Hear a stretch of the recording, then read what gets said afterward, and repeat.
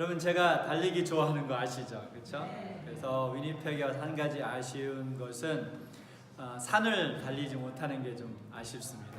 한국에 있을 때는 일요일 날 아침에 이제 산에 가서 한 두세 시간 이렇게 뛰고 오면 일주일에 쌓였던 모든 이런 피로나 스트레스들이 다 풀리고 다음 한 주를 맞을 수 있는 그런 경험을 하게 되는데, 제가 산을 좋아하는 이유는 산은 평지가 아니잖아요, 그렇죠? 그래서 오르막과 내리막이 있어서 오르막 올라갈 때 힘들고 또 내려갈 때는 좀 편안하게 뛰고 이러면서 뭔가 다이나믹이 있어서 훨씬 좋은 것 같아요. 그런데 이게 좋지만 오르막을 어떻게 뛰어야 되는지 내리막을 어떻게 뛰어야 되는지 잘 모르면 오르막을 뛰다가 지쳐서 포기하고 또 내리막을 뛰면서 무릎 관절이 손상될 수 있죠.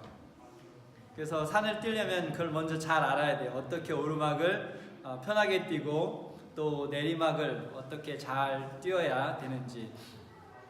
저는 이런 것을 배우고 뛰었기 때문에 산에 가서 달리기를 하는 것을 굉장히 좋아했었어요. 근데 위니펙엔 산이 근처에 쓰레기산밖에 없어가지고 거기 가고 싶진 않고 그래서 그냥 평지에서 여기서는 뛰고 있습니다. 근데 달리기처럼 우리 인생에도 오르막과 내리막이 있지 않습니까? 물론 좀 오르막이랑 내리막이 느낌이 좀 달리기 뛰는 거하고는 다를 수 있지만 인생 속에서도 어떤 이렇게 높은 고지에 올라가서 성공을 경험할 때도 있고 또 한없이 내리막을 경험할 때도 있는데, 달리기를 뛸 때 오르막과 내리막을 어떻게 뛰는지 잘 알면 달리기가 즐거운 것처럼 우리 인생의 오르막과 내리막을 어떻게 살아야 되는지 지혜가 있다면 우리 인생이 더 즐겁고 더 참을만하고 더 많은 것을 성취할 수 있다고 믿습니다. 여러분도 그렇게 생각하십니까? 그러면 오늘은 요셉이라는 성경의 한 인물을 통해서 우리가 내리막에 있을 때는 어떻게 살아야 되고 또 우리가 오르막에 있을 때는 어떻게 살아야 되는지 그것을 살펴보도록 하겠습니다. 성경의 인물들이라 해서 별로 다른 게 없죠. 우리가 이 오르막과 내리막을 인생에서 경험하는 것처럼 성경에 나오는 대부분의 성경 인물들도 역시 오르막과 내리막을 인생에서 경험했습니다. 요셉의 삶도 예외가 아니죠. 어디 내놔도 뒤지지 않을 만큼 오르막과 내리막을 경험한 사람도 요셉인데, 대부분의 요셉의 이야기는 다 아시죠, 그렇죠? 우리 어린 아이들도 요셉의 이야기는 잘 알고 있기 때문에 제가 죄송합니다. 이야기의 어떤 중간 부분만 이렇게 캐치해서 한번 살펴보도록 하겠습니다. 요셉의 아버지가 누굽니까? 네, 이삭에게 아내가 몇 있었죠? 4명 있었습니다. 그러면 요셉은 몇 번째 아내에서 태어났습니까? 2번째 아내에게 태어났는데 몇 번째 아들로 태어났죠? 11번째. 네, 11번째 아들로 태어났어요.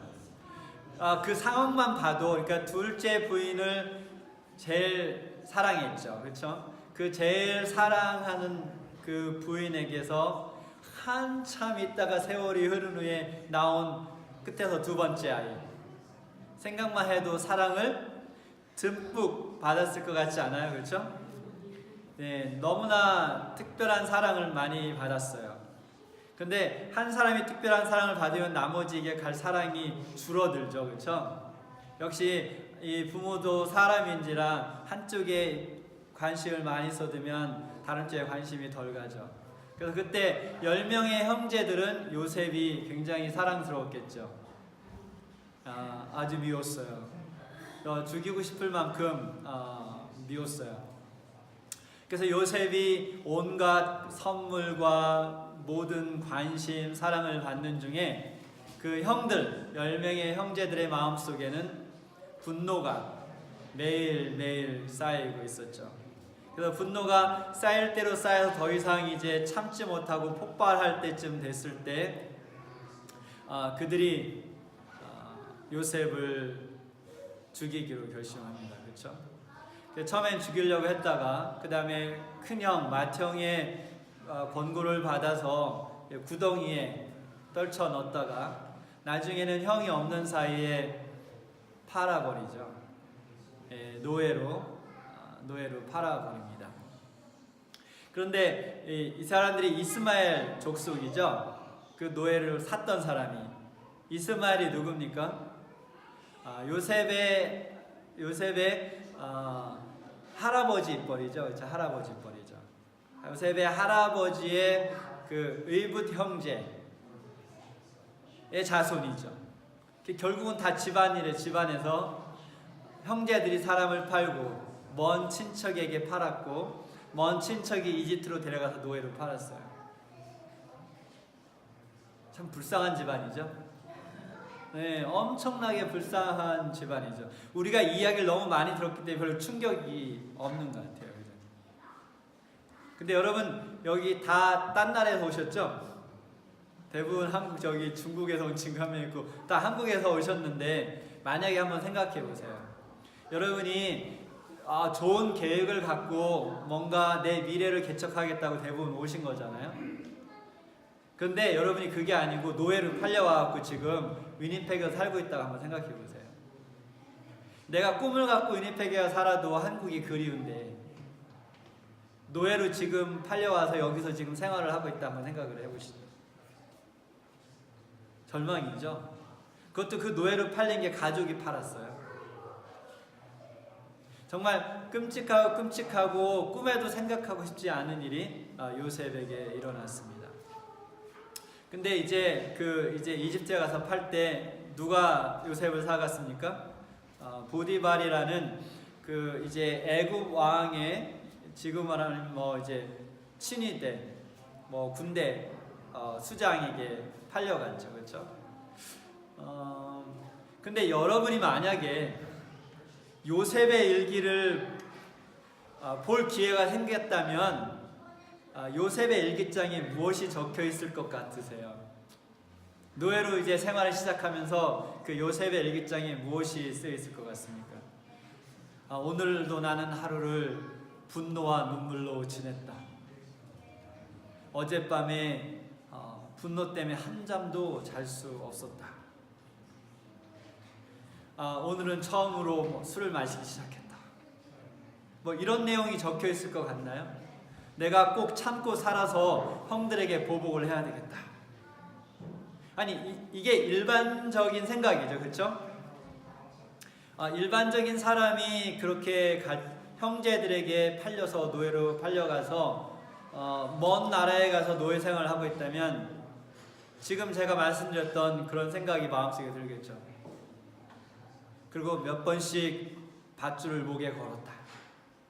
이런 이야기들이 그의 일기장에 적혀 있어야 되는데 요셉의 일기장에는 그런 것이 적혀 있지 않았어요. 뭐라고 적혀 있었냐면 요셉 일기장은 아니지만 창세기 39장 3절에 보면 2절 여호와께서 요셉과 함께 하심으로 그가 형통한 자가 됐다라고 해요. 지금 상황이 안 맞죠? 상황이 이해가 되세요? 노예로 팔려갔는데 형통한 자, successful man이 됐대요. 너무 희한해요. 그래서 이 상황을 사실은 이해하기가 너무 힘들죠. 이걸 돌이켜보면 이 야곱은 그 당시 헤르본 그 지역의 가장 부자 중에 한 명이에요. 그렇죠? 재벌 집안의 아들로 태어나서 가장 큰 총애를 받던 아이에서 노예가 됐어요. 정말 이 세상 사람들만 운이 넘치는 아이에서 정말 재수 없는 사람이 됐죠. 정말 모든 사랑을 받고 편안하게 살던 사람이 노예가 됐어요. 그런데 그 노예가 됐다는 것은 아까로 말하면 바닥을 친 거죠. 그때 17살이었는데 요셉이 바닥을 쳤어요. 근데 성경은 바로 그 바닥을 친 곳이 뭐라 그랬냐면 이 요셉이 성공으로 가는 문이 그 바닥을 친 곳에 있었어요. 그래서 그는 바닥을 치자마자 바로 노예인데 성경은 그가 successful man, 성공한 사람이 됐다고 말합니다. 어떻게 그런 일이 벌어졌을까요? 어떻게 그것이 가능했을까요? 여러분도 인생에 이렇게 바닥을 쳐본 경험들이 있으시죠? 한 분밖에 없으세요? 네, 바닥을 치는 경험을 했는데 저도 많습니다. 저도 바닥을 친 경험들이 있는데 그 바닥에 가면 누가 있어요? 누가 있어요? 네, 아직 예수님 말하는데 바다에 가면 누가 있냐면 선생님이 있어요. 선생님이 있는데 그 선생님이 바닥을 치고 난 사람에게 무엇을 가르치냐면 겸손을 가르쳐요. 겸손을. 근데 사람이 겸손해지고 나면 배울 수가 있어요.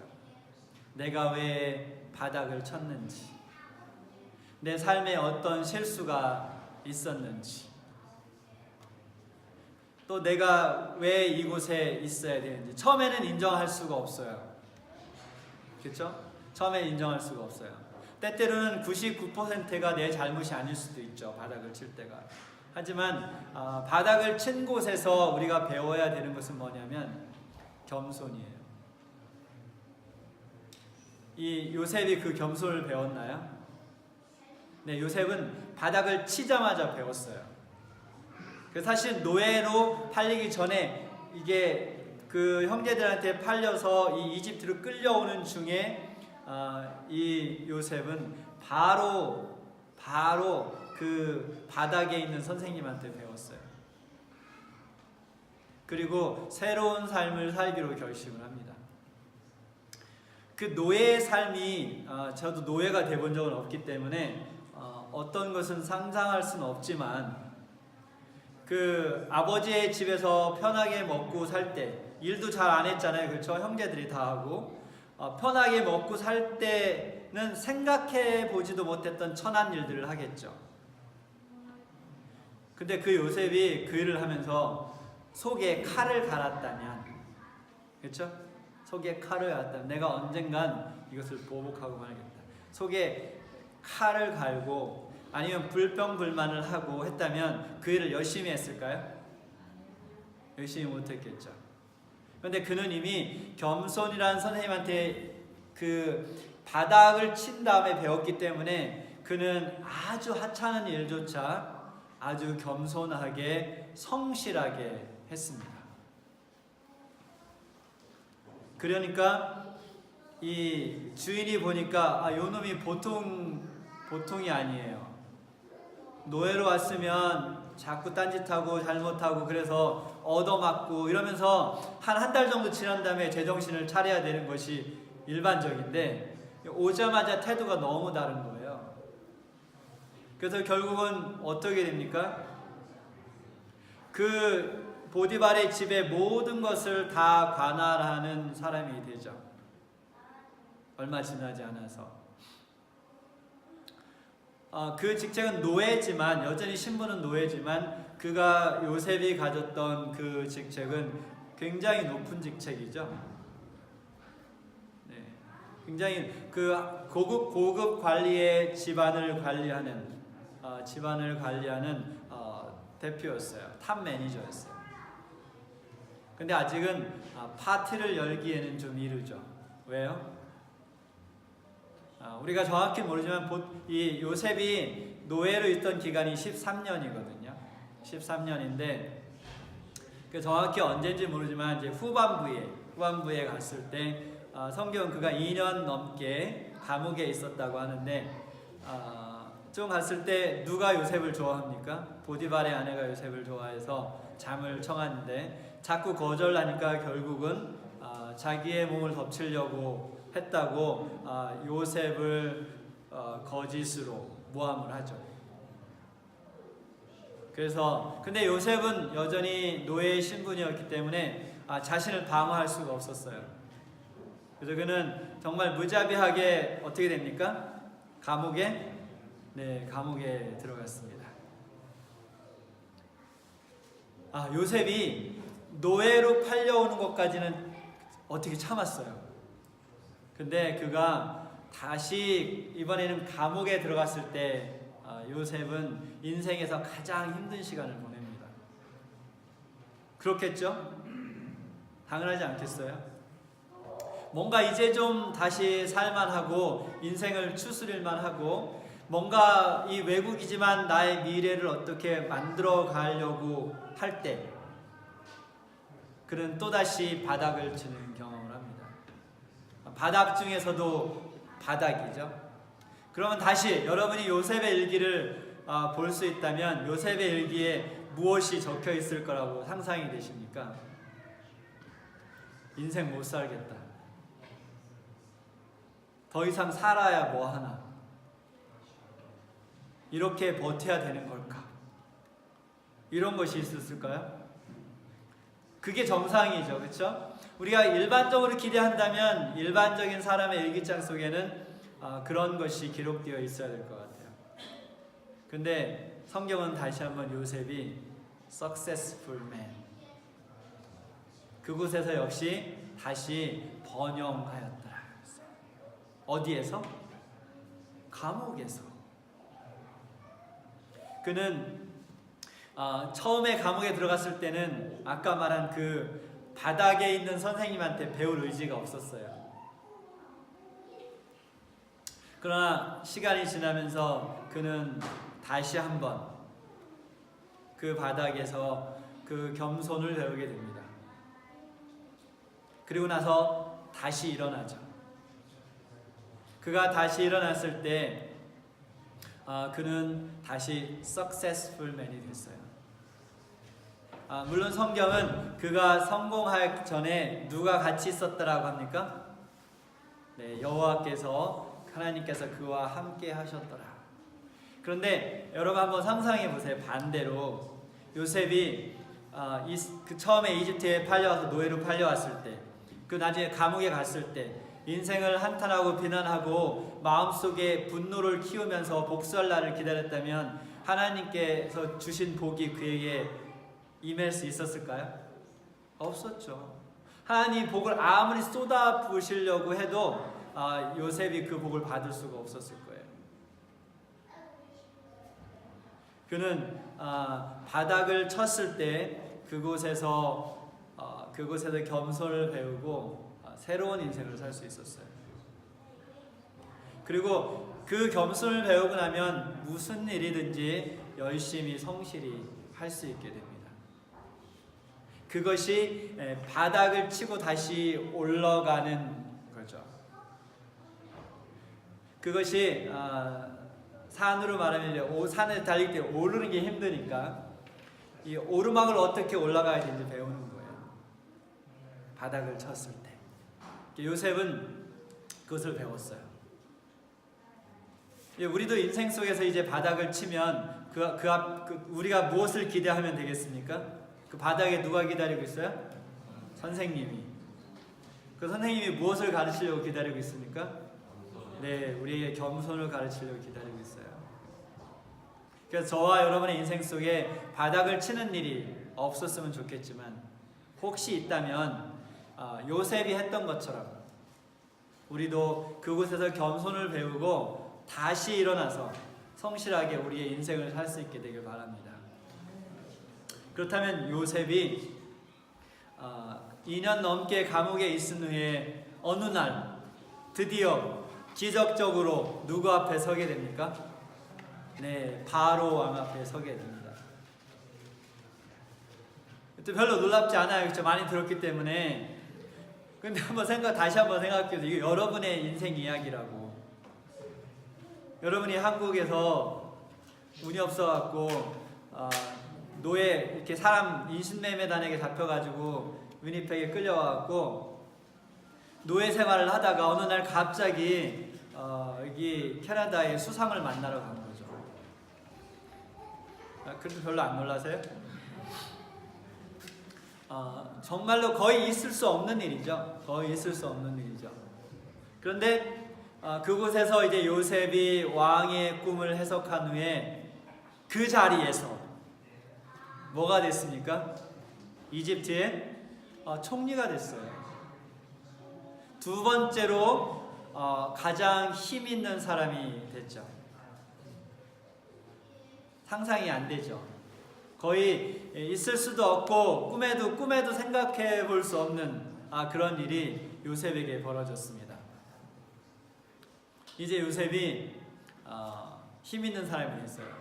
그러면 다시 우리 요셉의 일기를 훔쳐볼게요. 요셉의 일기에 이제 뭐가 쓰여 있어야 되겠습니까? 그래. 제일 먼저 뭘 할까요? 자기를 팔았던 그 이스마엘 족속 상인들을 찾겠죠. 요놈들 나를 팔았어? 그래서 군대를 불러가지고 찾아오겠죠. 찾아서 어떻게 하겠습니까? 즉각 사형에 처했다는 사실이 일기장에 기록되어 있겠죠. 그리고 후에 누구를 만납니까? 형제들을 만나요. 잘 왔다. 내가 얼마나 너희들을 기다렸는지 드디어 하나님께서 나에게 기회를 주시는구나. 다 목을 쳐라. 그쵸? 아니 이제부터 그래 내가 노예 생활 또 감옥에서 죄수 생활 13년을 했는데 이제 나도 좀 먹고 살아보자. 그리고 그때부터 자기의 부를 막 축적한 이야기가 일기장에 기록되어 있어야 되겠죠. 아니면 이제 그가 어떻게 보면 바로보다 더 유명해지잖아요. 그가 이제 베푸는 것을 통해서 바로보다 더 유명해지게 되는데 사람이 머릿속에 그러면 어떤 생각이 들기 시작합니까? 이것 봐라. 내가 잘하면 왕이 될 수도 있겠는데? 그래서 사람들을 이제 자기 편을 모은 다음에 반역을 계획할 수도 있었겠죠. 근데 요셉은 오늘 우리가 읽었던 창세기 41장을 보면 어떻게 합니까? 41장 끝에 부분으로 가서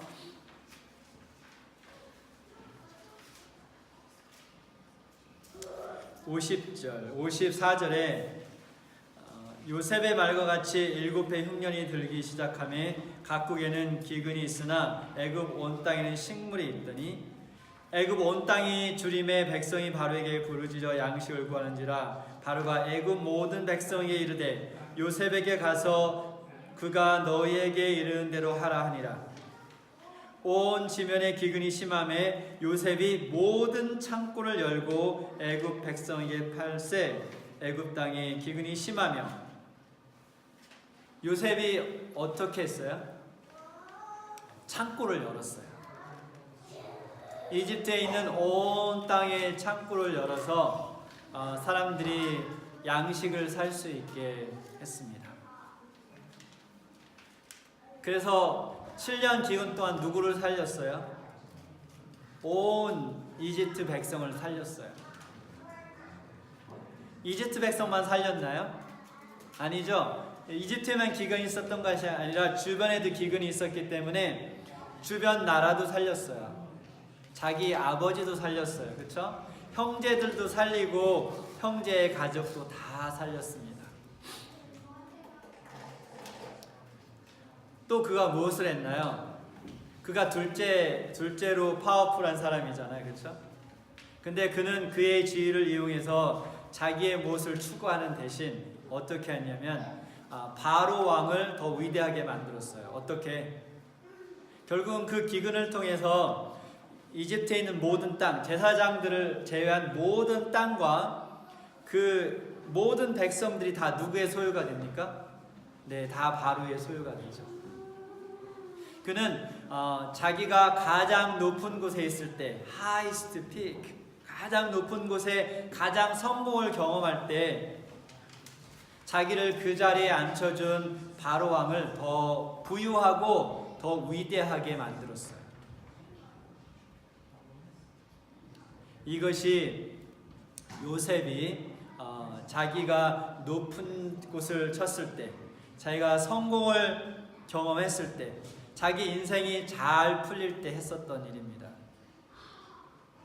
무엇을 했어요? 창고문을 열고 사람들을 먹였습니다.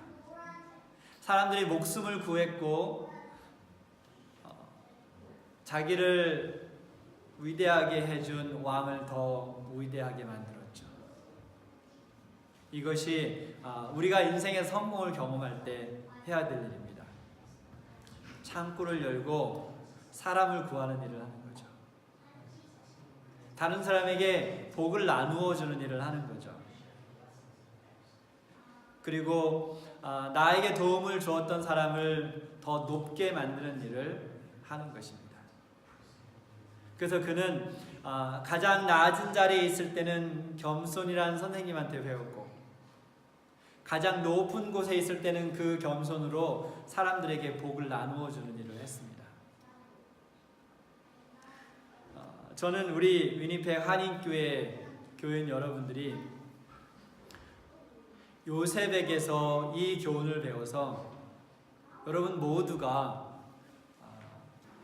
프라임 미니스터 요셉이 되길 원합니다. 프라임 미니스터 요셉. 근데 한 가지 일반적인 문제가 있어요.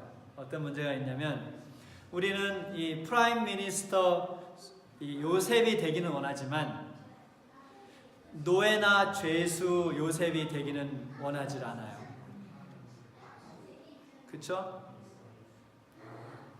그런데 인생이 아이러니하게도 그렇게 바닥을 치고 그곳에서 배우고 다시 올라오는 경험을 하지 않으면 프라임 미니스터 요셉이 되기 힘들어요.